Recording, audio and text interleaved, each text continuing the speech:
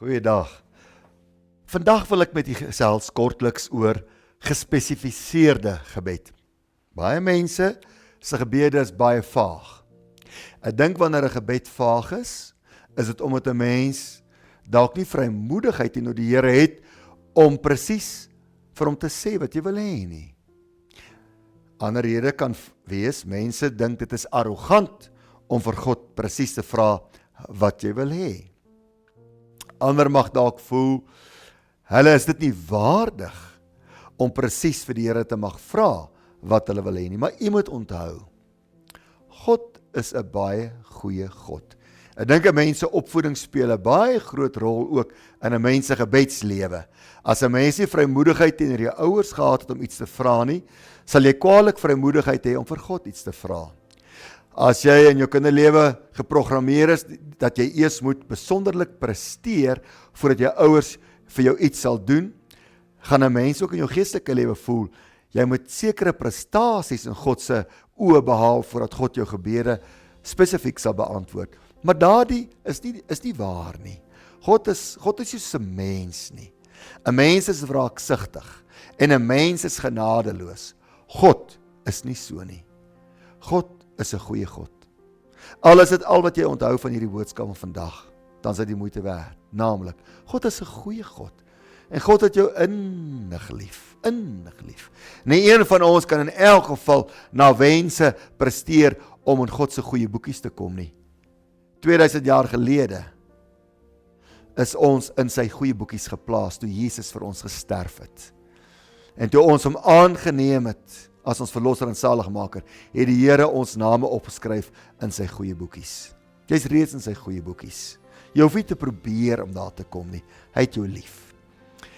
Maar ek wil u vandag aanmoedig om spesifiek te begin bid. Daar's voorbeelde in die Bybel daarvan. Ek lees in 1 Samuel 1 vanaf vers 1 tot 20 van die kinderlose Hanna.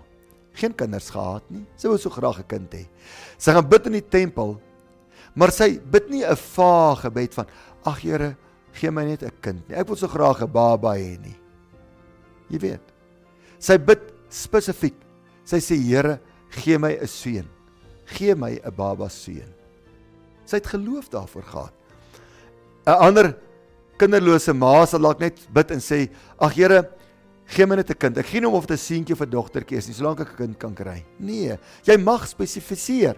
Sy sê, Here, gee vir my 'n baba seun. En 'n jaar later het sy 'n baba seun spesifiek by die Here gekry.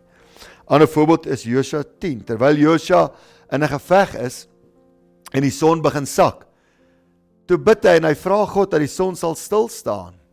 Hy het eers met die Here daar gepraat en toe praat hy met die son en hy sê, son staan stil. En daar gaan staan die son stil. Hy het spesifiek gebid sodat sy ure verleng kan word, dat daar lig kan wees om die geveg te voltooi. Spesifiek het hy gebid. Ek lees nog een voorbeeld, Genesis 24. Abraham het sy dienskneg uitgestuur om van sy seun 'n vrou te gaan kry. En terwyl die dienskneg daar aankom, weet hy nie hoe om God se keuse te onderskei vir Abraham se seun nie. Watter vrou moet hy nou kies? Hy bid toe spesifiek. Hy sê, Vader, God, die vrou wat na my toe kom, wat ek water voorvra, en sy gee my water om te drink, en bied ook water vir my kamele aan, ek sal weet, sy is die vrou wat u bestem het, vir Abraham se seun. Met die kom daar juis 'n vrou aangestap, en hy gaan na haar toe, en hy vra, kan ek 'n bietjie water kry? Ja, sê sy. Sy laat sak haar kruik, hy drink, en met die vra sy dan ook, kan ek vir u kamele ook water gee om te drink? Hy het spesifiek gebid, hy was spesifiek geantwoord. Gaan ons na die Nuwe Testament toe, lees ons in Markus 10 van 'n blinde man, wat geroep het na Jesus om hom barmhartig te wees. Toe Jesus by hom kom, toe vra Jesus spesifiek vir hom, wat wil jy hê moet ek vir jou doen? Jesus kan sien, hy's blind. Jesus sal ook weet wat hierdie man se begeerte is, maar Jesus wil by hom hoor. Want as jy die moed het om iets uit te spreek, om jou versoek spesifiek uit te spreek, verklaar dit dat jy geloof het vir daardie saak. Wat wil jy moet ek vir jou doen? Waarop hy antwoord, dat ek mag sien. En die Here Jesus het sy gebed net daar en dan spesifiek beantwoord. En hy het gesien. Nou, wanneer gaan jy begin om spesifiek te bid? Hoekom is jy so onvrymoedig? Hoekom is jy so skaam?